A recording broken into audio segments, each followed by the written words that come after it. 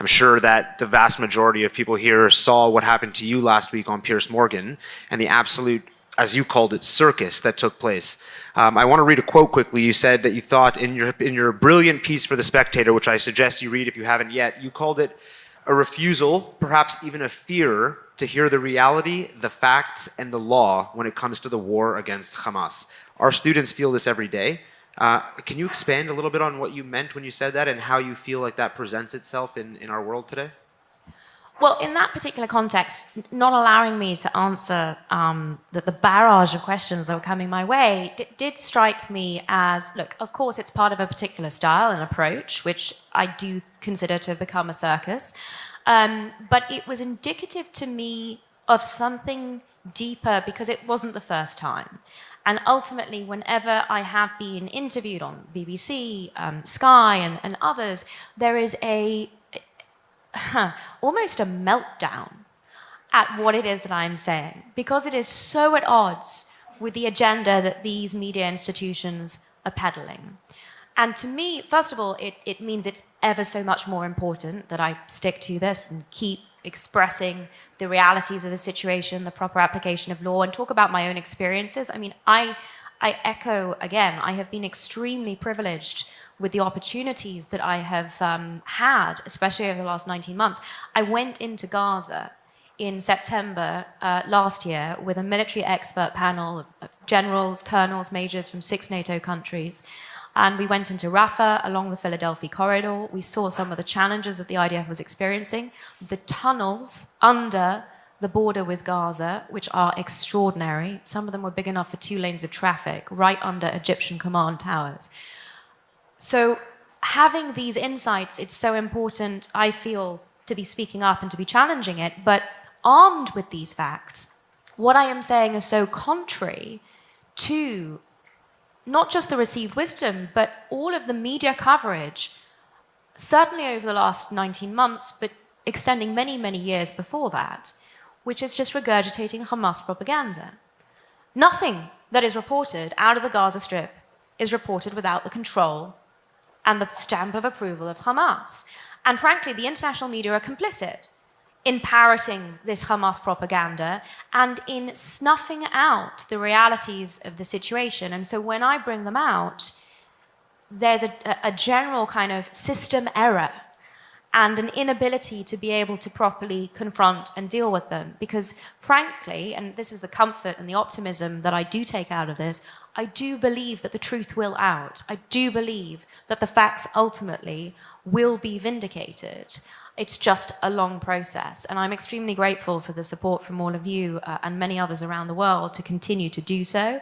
I hope that I can inspire others to pick up that baton, to use this ammunition, to study the facts and to collectively push back. Because I think when these anchors, media presenters, journalists hear the truth for multiple quarters, that system error may even evolve into an acknowledgement of the harm that they have done, certainly over the last 19 months, in providing succor to Hamas, in supporting these terrorists with their genocidal agenda, in dragging out this conflict, perpetuating, prolonging the conflict, costing lives on the Palestinian and Israeli side.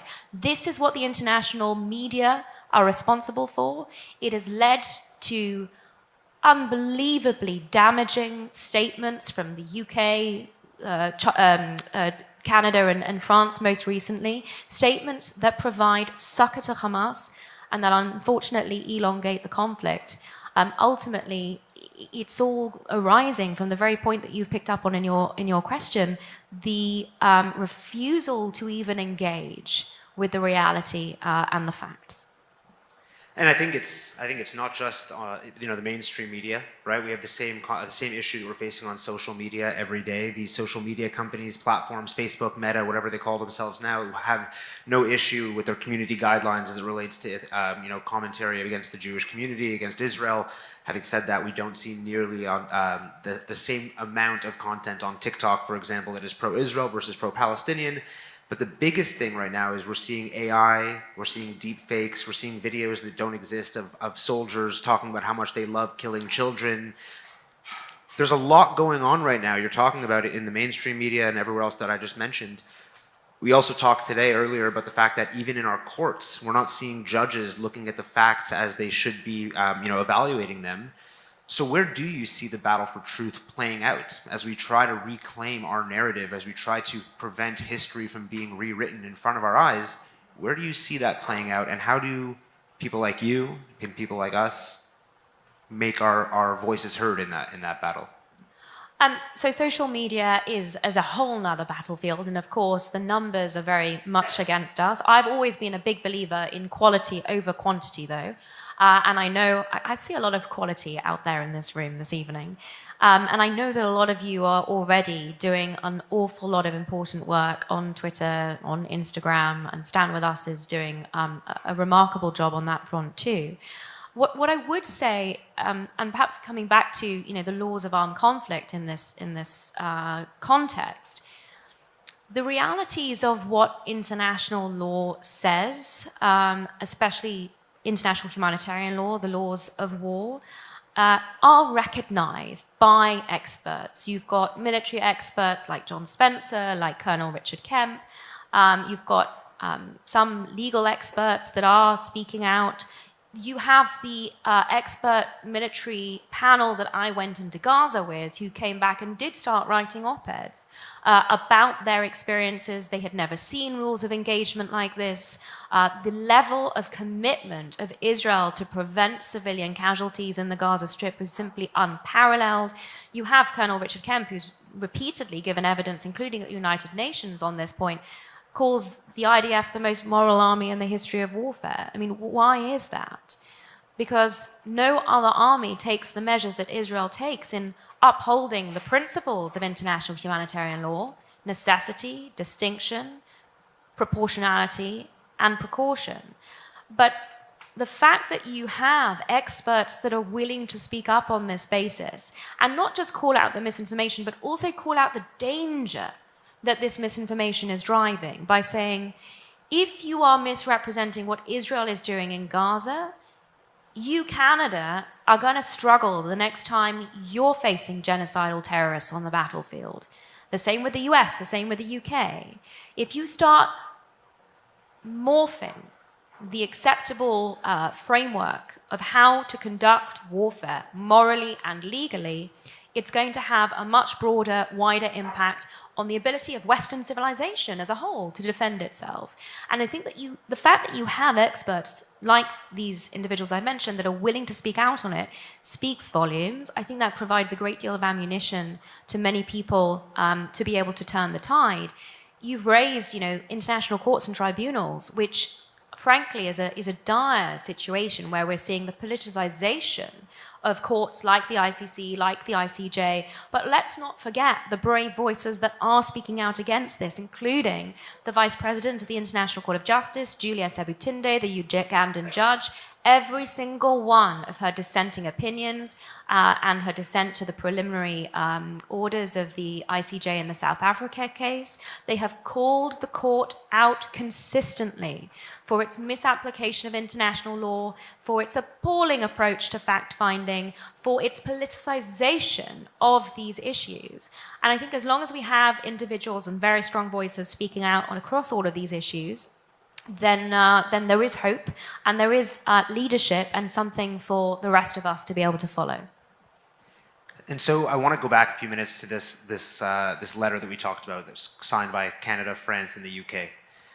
What was your initial reaction to that, and how do we as Canadians reconcile this notion that our government does not seem to, it's one thing to not stand with us, but to also to not seem to understand that by signing a letter of this nature, that they're effectively condoning terrorism, they're rewarding terrorism, they're standing against the only democracy in the Middle East. How do we reconcile those things as Canadians and continue to feel comfortable in a country like this? These are big questions, Jesse.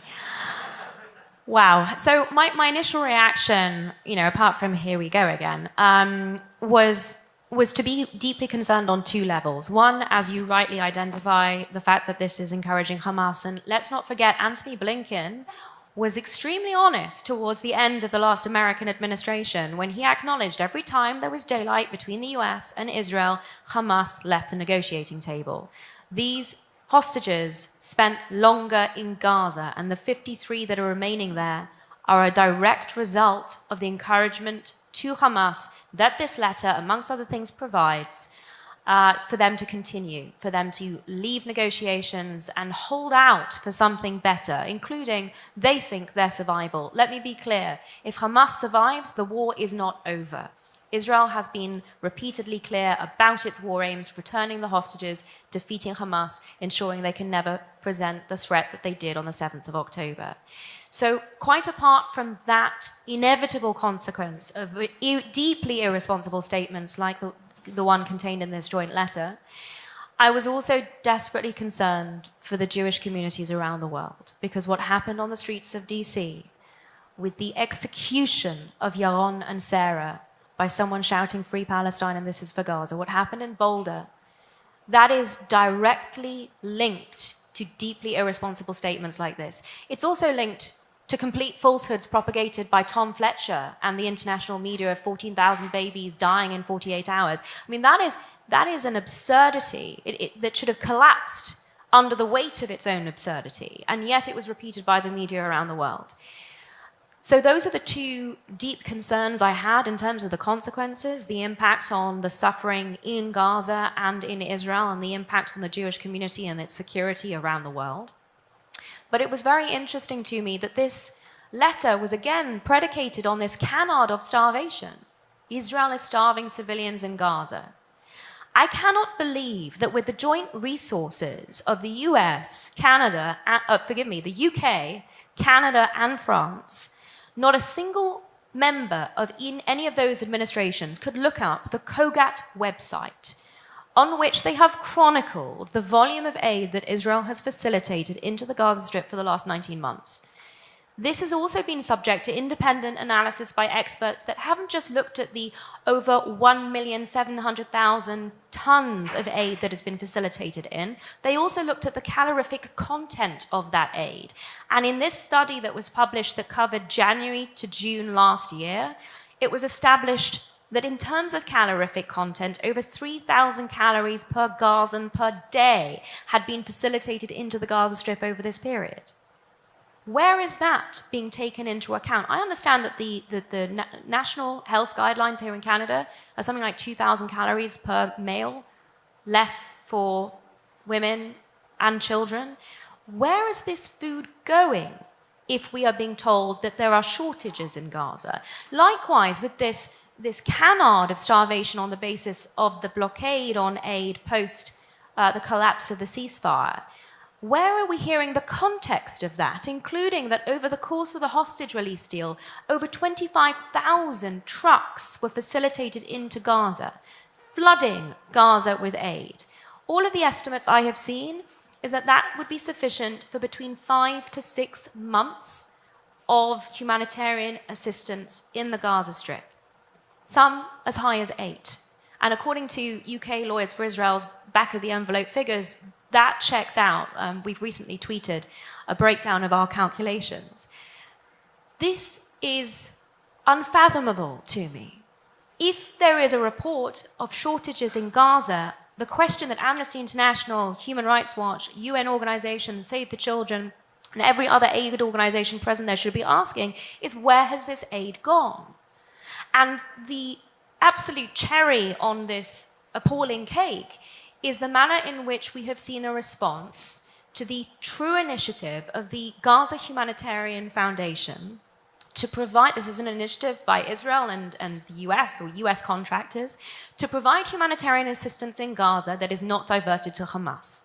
Immediately, we saw aid organizations telling Gazans not to accept aid, criticizing this initiative in public, demonstrating loud and clear to me and everyone else that their interest is in propping up Hamas. The only possible explanation of opposition to a mechanism of delivering aid that prevents diversion to Hamas is that these organizations are opposed to that. That is the true diabolical reality that we're witnessing, and it checks out when you think about the cycle of disinformation that we are witnessing. I went through the Amnesty International report alleging genocide in Gaza. I looked at the methodology of this report. They name their sources. They don't have a presence on the ground. They rely on local authorities in Gaza. Who is that, ladies and gentlemen? Hamas. So they take this Hamas propaganda, they put it in a document headed up Amnesty International, that then gets quoted by UN special rapporteurs, you know who, that in turn gets quoted by UN resolutions in the Human Rights Council or the General Assembly, which in turn get referred to in the ICJ or the ICC, and then the cycle is complete when these NGOs report what the ICC or the ICJ found or relied upon that came from their original report on Hamas propaganda. And that disinformation cycle also sits at the heart of these problematic statements. So you have the media, you have international organizations, you have the UN, and you have the dire consequences of these statements. And your question ultimately was, what do we do about it? We fight that on every corner. The disinformation, the misinformation, we call it out. Because when I was just in Oslo and Copenhagen calling Amnesty International out on this recently, they did not have answers. Ultimately, it was apparent to me they hadn't even read their own report, the representatives who came to defend it. But that is the critical aspect of this, calling them out, holding them to account, and not letting the lies go unanswered.